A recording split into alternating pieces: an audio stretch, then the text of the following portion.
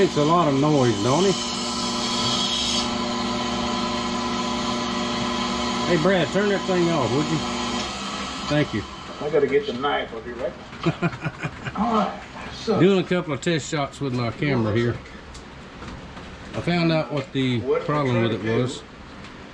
Hang on. Stay right there a minute, Brad. I'll watch you some more in a minute. What it was is the settings. I figured out how to look through there. It was set on time warp, which is real fast, I guess. I don't know how it got there. Maybe when I was fooling with that that remote, because you can change them on with the remote. But I think it should be fine now. Yeah, the counter is going like it should. All right, let me put this on the tripod, and while I'm gluing these handles on these knives, I got something else to show y'all. All right, let me show y'all something.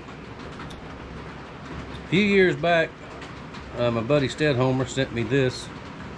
I think I may have talked about this a week or so back. I don't remember, but this is a Penn Model 60, dating back to the 1950s. Now it had and still does, it had a little skip in it, and the anti-reverse was not working. Now I found a guy on YouTube, Dennis, Second Chance Tackle. He fixes all kinds of reels, fishing equipment. So I sent it to him. We emailed first, and he said it would be worth fixing. Being is this a Penn, name brand, good steady reel, and I was going to use this for my catfish reel, and it would even handle light offshore stuff. But when he got into it, this case here on the inside, this is where all the gears are, is back in here. It's got a screw there that shouldn't be there, so somebody had worked on it before. And there's a little part in there that was broken. The case itself was broken, and the other part. And there's no way to get parts for these old reels unless you just find an old one that's in good shape.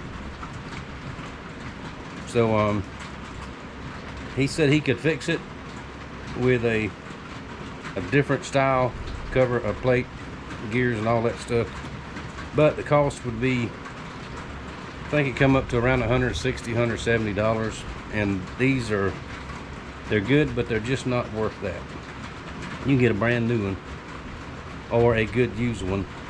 A brand new one about the same price. A good used one way cheaper than that. He told me to look through eBay and Marketplace, that kind of thing. So we're gonna take this one and make some artwork out of it. Just hang it up and keep it. Maybe, who knows, maybe one day I'll run across one in good enough shape to swap parts back and forth. Now yesterday, my buddy Dennis stopped by. Dennis from Ohio.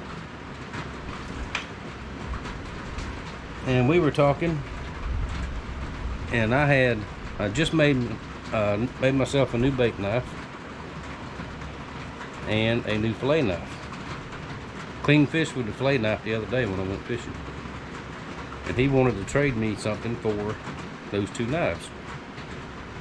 I said, well, yeah, what you got? So he comes in with this. Hang on.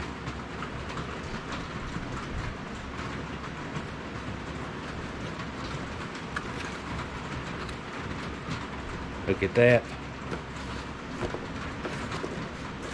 I think he picked this up when he had been visiting down in South Florida for a month or so. And he stopped by here. Well, he had another knife to pick up also. This is the Penn Squall. One of the top of the lines.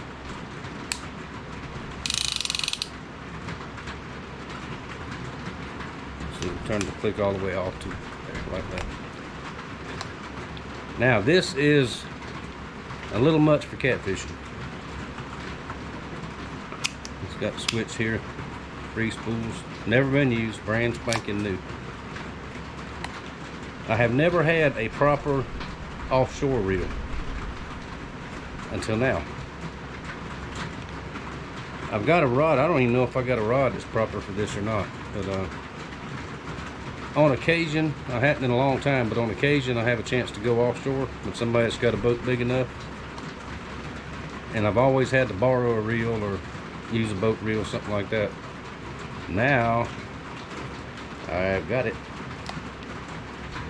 Now, I told Dennis I thought the 2 knives were not enough trade, so when I get everything caught up and all this stuff caught up, sent out here in the next week or this week, whenever it happens, I'll make him something else and send it up to him. But there we go. There is my new Penn Squall. Very, very cool. Squall 60 LD. Paperwork and all was in there. I hadn't even read the paperwork yet. But for now, I'm going to put this under lock and key in my Pez dispenser cabinet in the house. I'm going to take a chance on it walking off from anywhere. So Dennis, very good to see you, brother. Thank you for that trade. That's good stuff right there. Now, I don't really need another reel to catfish with. I just wanted a, you know, a bait caster type. Now I'll find one eventually somewhere. I've got another new rod just for that. I'm fishing pole poor, put it that way. I got all kind of fishing poles, but anyhow, there we go. We'll show you something else here in a little bit. Then get back to seeing what Brad's doing over here. Alright y'all, time to close the shop up for today. I got knives here, I got knives there, got knives over there, I got some knives down there. Everywhere you look, there's a knife in here.